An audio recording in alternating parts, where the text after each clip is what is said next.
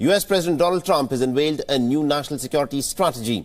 Now, he's called on Pakistan to take a decisive action against terrorism, and Donald Trump has also said that the US wants Pakistan to help fight extremism.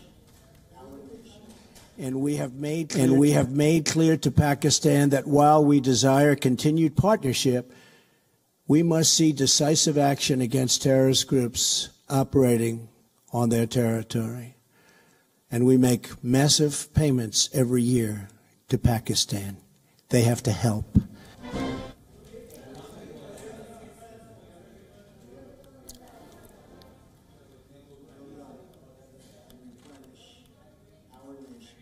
And we have made clear to Pakistan that while we desire continued partnership. All right, now for more on this, we are joined in by our correspondent from Chicago, Andy Rosgen. Andy, it's an interesting bit of a development that has taken place here. It is Donald Trump who is reiterating that the United States want Pakistan to fight against extremism. Now, this is a demand that we've seen come from the United States over and over again. But why is it not being adhered to by Pakistan? Is Pakistan not taking the United States seriously enough?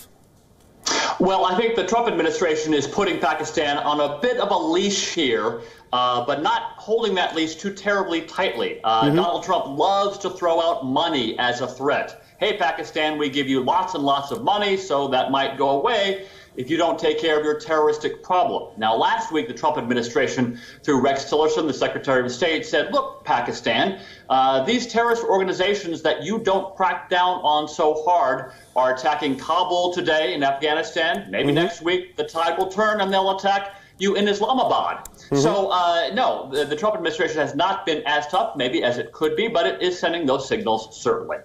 Right, and also, can we expect some sort of a realistic change from Pakistan on the ground? Because what happens is this: Pakistan claims that it is itself a victim of terror, arguably the biggest victim of terror is what it claims. We've seen several terror attacks that have taken place within the country of Pakistan. And now what the Donald Trump administration, of course, is trying to do is it wants to crack down on those terror elements that operate from the soil in Pakistan and operate within Afghanistan. So can we expect some action from the part of the Pakistanis, or do you think that this is again going to be a lot of talk and little action on the ground? Well, it certainly has been a lot of talk and little action up to this point. My guess is, I certainly can't guess what Islamabad might do, but the Trump administration simply isn't talking about this issue much. It is pretty low on the radar here in the United States, and my guess is the Trump administration will keep to themselves on any action they might take. Absolutely, indeed. So this was Donald Trump who has unveiled a new national security strategy. And also, Andy, do continue to stay on with this. We are also told, I'm told, that we are joined in by Mr. Ray Locker, who is a national security editor from USA Today. He joins us from Washington. Ray Locker, let me begin by asking you this. This is not the first time that the Trump administration wants Pakistan to act. When they did this review of the South Asia policy with Afghanistan in focus, a similar sort of a demand was put out to Pakistan, but then little seems to have changed on the ground. Well, that's true, and I think that's what's going to happen in the wake of today's speech on the national security strategy.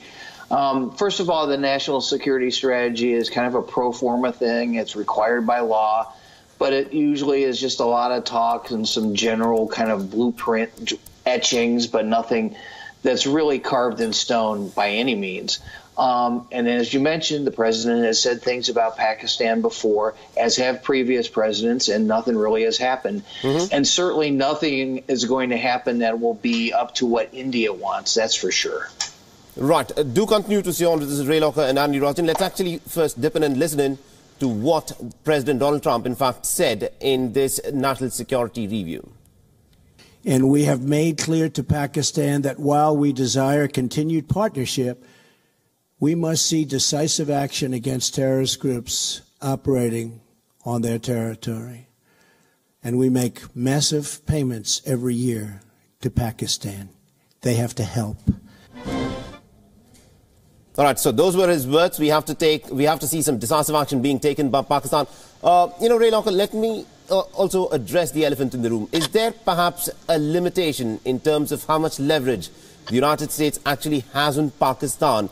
Because many in South Asia see Pakistan actually as a part of the problem and not a part of the solution. This is not something that is reiterated by India, but it's also a position that's held on to by the Afghans themselves. Oh, yeah. I mean, totally there's limited leverage for the United States. Pakistan is a nuclear power. It can pretty much do whatever it wants.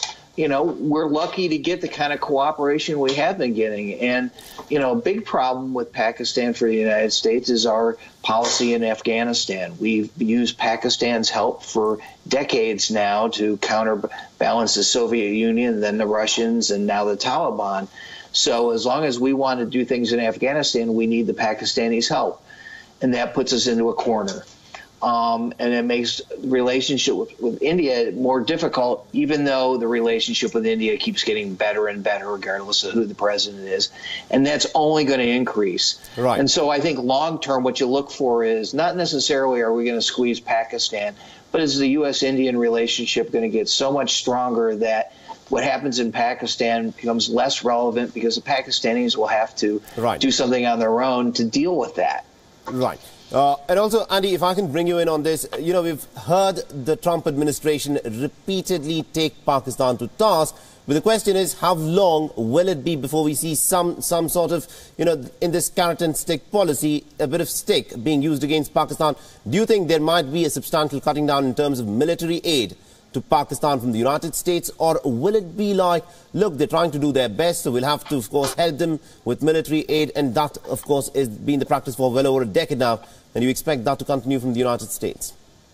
Well, that's a little bit out of my realm. I couldn't quite tell you, but I can tell you this, and we've talked about this a lot here in Chicago. The Republican Hindu Coalition, which was formed a couple years ago, which gathered and coalesced Indians living in America a couple of years ago to support the Republican Party and really support President Trump, they're quite active here in the United States. Right. And they have the ear of President Trump, and I'm sure that their leader, the entrepreneur Shalab Kumar, who definitely has the ear of President Trump more than any other Indian leader that I can think of in recent memory, is certainly telling him that. And Kumar actually might wind up being the ambassador to India at some point here in the United States for the Trump administration. And he is certainly talking about what you're talking about with Pakistan. All right. And also to just dwell a little bit deeper on this, there is a bit of a political crisis within Pakistan, you know, where Prime Minister Nawaz Sharif, the former Prime Minister, has been ousted. So there is also an election which is forthcoming. So it's unlikely that Pakistan may, in fact, move away from